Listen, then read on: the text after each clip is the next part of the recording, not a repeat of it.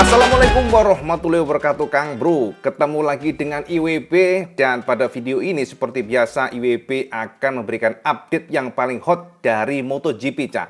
Seperti janji IWB pula bahwa setiap jengkal informasi update tentang MotoGP IWB ingin share buat sama semuanya. Nah Kang Mas, yang pertama kita akan fokus pada pergerakan dari tim Gresini Racing. Dan sampean tahu bahwa Gresini Racing dipastikan akan meluncurkan tim hari ini ya. Jadi sekitar jam berapa? Setengah tujuan malam kalau nggak salah ya. Tapi kita akan update nanti. Yang jelas hari ini Marquez dan juga Alex Marquez sudah menuju ke Italia.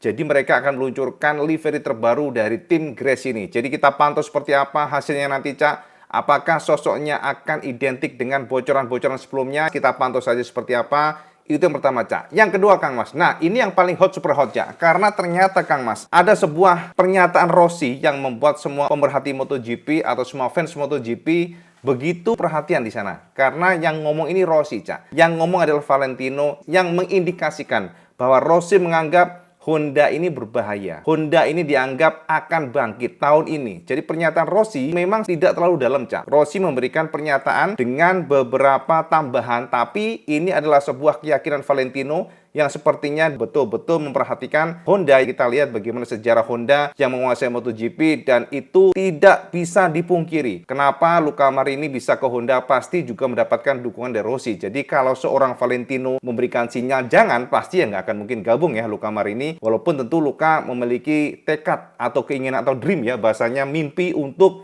gabung di tim Factory. Tapi kalau Rossi memberikan saran, ojo Kang Mas bahasanya gitu ya. Dek, ojo dek bahasanya kayak gitu ya. Bisa saja mungkin Luca Marini tidak akan gabung dengan Honda. Sekarang ini setelah melihat bagaimana pergerakan dari Honda yang memang sangat serius di tahun ini. Bahkan kita tahu Honda sudah melakukan revolusi total pada generasi RC213V 2024. Yang notabene berubah total dari frame-nya, engine-nya. Kita sudah bahas kemarin, elektroniknya, dan bahkan untuk bobotnya pun berkurang 8 kg. Ini adalah salah satu cara Honda untuk mengimprove semuanya, Cak. Jadi, dibandingkan dengan generasi sebelumnya, Honda RC yang terbaru ini memang sebuah motor yang totally all new. Pas Marquez kemarin kan memang belum ya, soalnya dari beberapa informasi yang kita dapatkan pada saat Marquez di tahun 2023 kemarin Honda masih melakukan tuning, di touch up sedikit-sedikit, nggak signifikan. Tapi kalau untuk yang generasi sekarang dianggap adalah sebuah generasi yang totally all new dan berpotensi untuk merangsek ke depan. Nah, ini adalah sebuah pernyataan Valentino yang kita kutip dari MotoGP bahwa Rossi sangat percaya diri bahwa Honda akan bangkit. Rossi memberikan pernyataan yang mungkin tidak terlalu vulgar, tapi atas pernyataan Rossi tersebut sebuah tafsiran datang bahwa dikatakan oleh Rossi, Honda bakal bangkit dan ini adalah tim yang bagus. Berikut kata Valentino yang kita terjemahkan dari MotoGP. Menurutku, musim 2024 akan menjadi tahun yang indah dan menjanjikan. Pembalap kami, atau lebih tepatnya mereka yang berasal dari akademi, semuanya akan memiliki motor yang sangat kompetitif. Pecco adalah juara dunia dan akan membalap di tim pabrikan Ducati. Morbidelli akan menggunakan motor GP24. Ducati di tim Pramac. Best akan balapan dengan warna VR46 dan kemudian ada Marini yang akan balapan dengan Honda. Mereka semua mendapatkan tim serta motor bagus dan aku yakin mereka akan tampil luar biasa. Nah, itu Cak, kata Valentino Rossi pernyataan bagaimana dia sangat yakin bahwa Luca Marini pun mendapatkan motor yang bagus. Nah, ini menarik ya Cak ya. Tentu saja kita juga penasaran apakah Rossi ini lek boso nih Cak ngomong hanya abang-abang lambe Kang Mas asal mengucapkan saja. Yang penting di depan media memberikan spirit, apakah memang kata-katanya dia ini tulus bahwa Honda dipandang sebagai motor yang bagus dan kompetitif? Kita nggak tahu, tapi yang jelas saat ini beberapa media luar begitu heboh dengan pernyataan Valentino Rossi bahwa Rossi memprediksi Honda akan bangkit, Honda akan memberikan performa maksimalnya di tahun ini. Kita lihat saja seperti apa Cak, soalnya yang namanya pernyataan ini bisa saja ditafsirkan macam-macam, tapi bisa saja Rossi memang sangat yakin bahwa di tahun ini Luca Marini tidak akan salah pindah ke tim Honda karena Honda memang sangat serius.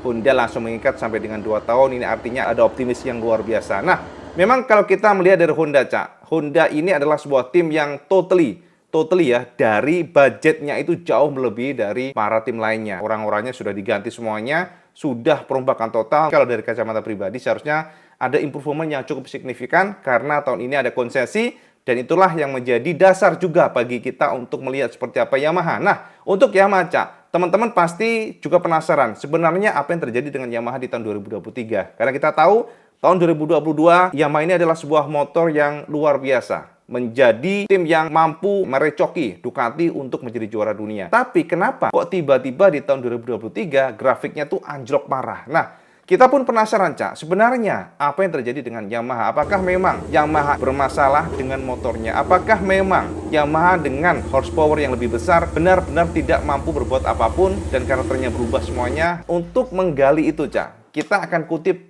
pernyataan langsung pemimpin proyek departemen pengembangan motorsport Yamaha Motor, yakni Kazutoshi Seki. Jadi Seki-san diwawancarai oleh jurnalis Jepang Nishimura-san yang memang memberikan beberapa kepastian sebenarnya apa sih terjadi dengan Yamaha dan kenapa mereka menganggap bahwa tahun kemarin atau tahun ini, maksudnya tahun kemarin ya 2023, akan menjadi pembelajaran buat mereka. Mari kita intip saja apa kata Seki-san. Berikut kata Seki-san yang dituturkan oleh jurnalis Jepang Nishimura-san. Berikut kata Seki-san.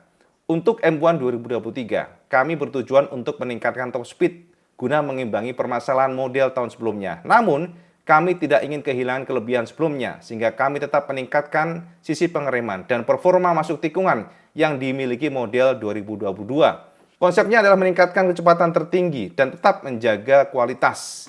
Rotasi mesin yang tinggi dan output yang tinggi berkontribusi pada peningkatan akselerasi dan kecepatan tertinggi.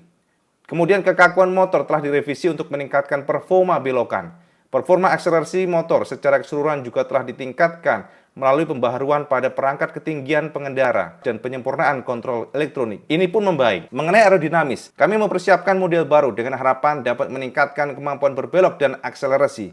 Namun pada akhirnya kami memutuskan menggunakan model lama. Kami menyimpulkan bahwa model lama lebih baik dalam hal keseimbangan keseluruhan. Jadi kami menggunakan versi model 2022 yang telah disempurnakan untuk beberapa bagian besar balapan. Dibandingkan model 2022, M1 2023 telah meningkatkan performa secara keseluruhan. Namun karena pabrikan lain mengalami banyak ruang untuk berkembang, kami akhirnya mengalami kesulitan. Dibandingkan pabrikan lain, kelebihan M1 adalah stabilitas yang tinggi di bagian depan atau front end dan juga feedback yang baik sehingga menurut kami punya kelebihan saat mengerem dan juga memasuki tikungan. Faktanya, hanya ada beberapa kali sepanjang tahun ketika Fabio dan Franco crash karena roda depan dan menurutku hasil ini menunjukkan bahwa motor kami lebih unggul di bagian front end. Dalam hal akselerasi, kami masih tertinggal dari pabrikan lain dan dalam balapan, kami kesulitan menyalip motor di depan kami dan seringkali terjebak di tengah. Posisi kualifikasi kami juga tidak terlalu bagus sehingga meskipun kecepatan balapan kami tidak terlalu buruk, kami seringkali mengalami kesulitan dalam balapan karena posisi grid yang tidak bagus berdasarkan hasil kualifikasi. Pada akhirnya, kami mendapatkan hasil yang sangat mengecewakan di tahun 2023 dengan 0 kemenangan. Namun, kami terus berupaya mengembangkan dan meningkatkan motor sepanjang musim. Meski kami belum bisa mencapai titik di mana kami merasa puas. Aku yakin kami mampu menyelesaikan balapan dengan perasaan bahwa kami bisa melakukan pemulihan positif hingga bisa bersaing memperebutkan posisi terdepan jika kondisinya tepat. Ini bukti bahwa arah pengembangan yang kami kerjakan sepanjang tahun tidaklah buruk. Dan menurut aku ini akan menjadi pertanda baik untuk musim depan. Aku pikir Honda mungkin juga melakukan hal yang sama. Tapi menurut aku, perusahaan-perusahaan Jepang sangat pandai dalam mengumpulkan perbaikan secara perlahan dan membangunnya sedikit demi sedikit. Seperti yang tersirat dalam kata Kaizen, mereka mengembangkan semuanya sendiri. Ada juga kecenderungan kuat bagi perusahaan yang berpikir bahwa mengumpulkan teknologi itu sendiri adalah hal yang baik. Di sisi lain, menurut kami, perusahaan-perusahaan Eropa sangat proaktif dalam memanfaatkan kolaborasi, outsourcing, dan perekrutan sumber daya manusia untuk mempercepat development. Cara kita berpikir tentang kehandalan sangat berbeda. Dan pabrikan Jepang membuat sepeda motor mereka dengan baik dan memeriksa keselamatannya secara menyeluruh, sehingga motor jarang mogok di sirkuit. Namun, aku mendapat kesan bahwa pabrikan Eropa melakukan serangan dengan margin minimal dalam hal ini. Soal regulasi menurutku ada perbedaan pendekatan dan cara berpikir. Seperti tim-tim Jepang menggunakan metode serangan lurus, namun mereka mencoba menyerang di menit-menit terakhir dan menggunakan teknik yang cerdik. Namun hingga beberapa tahun lalu kami mampu menang dengan bekerja seperti yang saya sebutkan tadi. Karena pengalaman sukses itu mungkin sulit bagi kami untuk merubah dari sana. Saat ini situasinya telah berubah dibandingkan masa lalu. Jadi kami juga mengacu pada metode mereka. Kami mengejar yang terbaik secara keseluruhan, menggabungkan yang terbaik dari cara Yamaha dan pendekatan Eropa. Kami telah memulai inisiatif baru. Yes, itu kata Sekisang, Cak. Panjang banget ya. Dan intinya sih kalau kita lihat adalah Yamaha memang mengakui, Cak, secara keseluruhan kinerja atau metode kerja Eropa ini beda dibandingkan dengan Jepang, dan mungkin mereka adalah tim yang cepat ya dibandingkan dengan Jepang yang memang mereka birokrasinya panjang itu untuk memastikan bahwa motornya memang benar-benar aman. Semuanya under control, semuanya safety, jadi semuanya membuat prosesnya panjang. Akan tetapi ini merugikan, Cak. Di dunia racing merugikan, dan Yamaha bertekad untuk tahun ini bahwa mereka akan mencoba bangkit. Sekisang menegaskan bahwa di tahun ini mereka akan mencoba mengikuti metode kerja Eropa, mengikuti apa yang dilakukan oleh orang-orang Eropa, pabrikan Eropa dari metode kerjanya, dan ini akan menjadi babak baru bagi Yamaha untuk bangkit di tahun ini. Itu sekilas ya kata Sekisang tentang Yamaha M1. Bagaimana mereka berjuang di tahun 2022, kemudian 2023 pun ternyata mereka gagal dari sisi balancingnya berubah total, karena engine baru yang diracik oleh Marmorini memang tidak sejinak sebelumnya. Jadi itu yang menjadi dasar sehingga mereka akhirnya mencoba untuk menggunakan semua paket aero dan juga sasis dari 2022. Ini menarik sekali, Cak. Itu informasi yang paling baru, Cak, konfirmasi Yamaha yang bertekad mereka akan bangkit di tahun ini. Ya, kita berdoa saja semoga Yamaha dan Honda betul-betul menunjukkan taringnya di mana mereka mendapatkan konsesi, dan ini adalah kesempatan yang luar biasa. Jadi menurut IWB, kita tunggu saja gebrakan dari Honda dan Yamaha. Nah, itu Kang Mas ya. Kemudian yang terakhir, Cak. Nah, ini sangat menarik ya. Sampai harus tahu dan sampai harus take note ini. Soalnya ini akan menjadi informasi yang berguna di mana para tim akan launching atau merilis tim liverinya pula, termasuk juga bagaimana dengan tes shakedown dan sebagainya. IWB sudah kumpulkan, Cak. Jadi jadwal-jadwalnya sampean intip saja, IWB akan jabarkan sampean semuanya dan sampean catat di handphone nanti ya. Jadi biar sampean tak ketinggalan kereta. Tenang, IWB akan selalu update insya Allah. Walaupun nanti IWB akan pulang kampung, besok IWB akan mudik, Cak. Mungkin untuk video dan sebagainya agak tersendat. Tapi IWB akan usahakan buat sampean semuanya guna melakukan update secepat-cepatnya. Khususnya tentang MotoGP, tentang motor baru, termasuk juga tentang Honda Stylo. Tenang Kang Mas, kita akan bahas nanti. Nah, kita akan bedah seperti apa sih schedule dan lain-lain sebagainya, jadwalnya dari MotoGP. Inilah presentasi IWB buat sampean semuanya. Sampean intip di sini, Cak. Inilah jadwal yang sudah IWB siapkan buat sampean semuanya. Ini adalah 2024 MotoGP Team Presentation. Jadi ini adalah jadwal di mana para tim nanti ya, para tim MotoGP akan meluncurkan timnya, liverinya, dan juga line up mereka seperti apa, nanti riding suite-nya, warnanya, sponsornya, kita akan lihat langsung nanti. Dan termasuk juga informasi, rumor bahwa nantinya, Cak, di tahun 2024 ini sepertinya Repsol Honda juga akan lebih kecil stiker sponsornya, dan ini juga akan kita bahas pada next video. Jadi teman-teman sabar saja Kang Mas ya. Oke, yang pertama, Cak, hari ini, jadi yang paling fresh banget, per hari ini, sampean harus ikuti ya, jadi sampean pantau saja karena hari ini di tanggal 20 Januari tim Gresini Racing akan meluncurkan tim mereka, livery mereka per nanti sekitar jam setengah 7 malam kalau nggak salah ya, Cak ya. Jadi Marc Marquez dan juga Alex Marquez sudah merapat ke Italia, sampean selalu tunggu ini. Jadi itu yang bisa IWB share per hari ini. Itu yang pertama, Cak. Kemudian disusul setelah Gresini Racing di tanggal 22, maka tim Lenovo Ducati akan meluncurkan tim mereka. Jadi bagaimana liverinya, bagaimana sponsornya nanti kelihatan, termasuk motornya itu nempelnya stiker kan kelihatan, Cak. Akan kelihatan. Jadi akan digelar untuk Ducati Lenovo itu di Januari tanggal 22. Nah, 2 hari setelah itu, Cak, di tanggal 24 Januari, tim Pertamina Enduro akan meluncurkan livery terbaru mereka, line up mereka di tanggal 24 Januari. Jadi ini adalah tanggal di mana kita akan bisa melihat seperti apa line up untuk Bezzecchi dan juga line up untuk Fabio Di Giannantonio. Bagaimana nanti sosok untuk liverinya. Kita akan pantau di tanggal 24 Januari. Nah, kemudian 2 hari setelah itu, nah ini dia, Cak, yang menarik. Trackhouse Racing, seperti yang kita tahu Aprilia Racing, RNF sudah di take over oleh Trackhouse Racing yang bermarkas di Amerika, dan ternyata mereka sudah menjadwalkan peluncuran tim mereka di tanggal 26 Januari.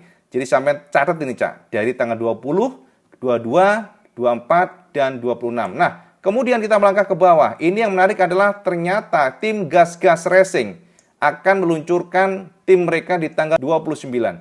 Jadi jedah 3 hari setelah Trackhouse, di tanggal 29 Gas-Gas yang dikomandani oleh Pedro Acosta nanti akan meluncurkan tim mereka itu di tanggal 29 Januari. Ngomong belibet Kang Mas ya.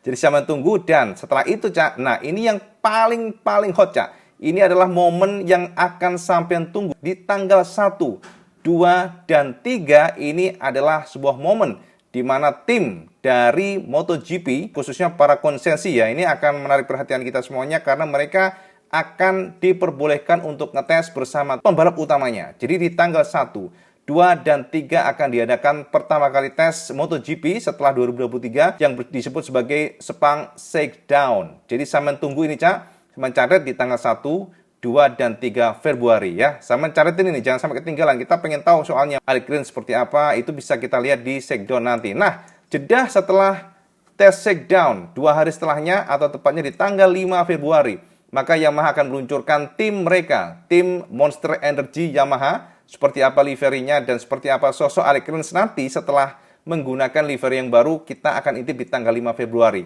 Kemudian Cak, nah ini menarik ya, setelah Yamaha meluncurkan livery terbaru atau tim terbaru di tahun 2024, maka besoknya akan diadakan kembali tes Sepang. Jadi tes Sepang ini baru semuanya akan ikut ya, dari pembalap utamanya. Kalau ini kan tim konsesi yang boleh ikut nih Cak, tim pembalap utamanya nih. Tapi untuk yang 6, 7, 8 ini semua pembalap boleh Cak. Jadi dari tim non konsesi pun akan diperbolehkan pembalap utamanya ikut pada Sepang tes. Itu ya intinya ya. Itu akan diadakan, tes ini akan diadakan di tanggal 6, 7, 8 atau tepatnya 3 hari. Kita lanjut Cak. Nah di bawahnya di tanggal 12 Februari Red Bull KTM akan meluncurkan tim mereka yang 2024, termasuk besoknya tim Repsol Honda yang dikomandani Luca Marini dan juga Joan Mir akan meluncurkan bagaimana akan meluncurkan tim 2024 mereka. Kita penasaran seperti apa Luca menggunakan baju Repsol yang terbaru. Dan kemudian 2 hari setelah itu LCR Honda akan meluncurkan tim mereka ya, dan akan disusul oleh Aprilia Racing di tanggal 18 Februari.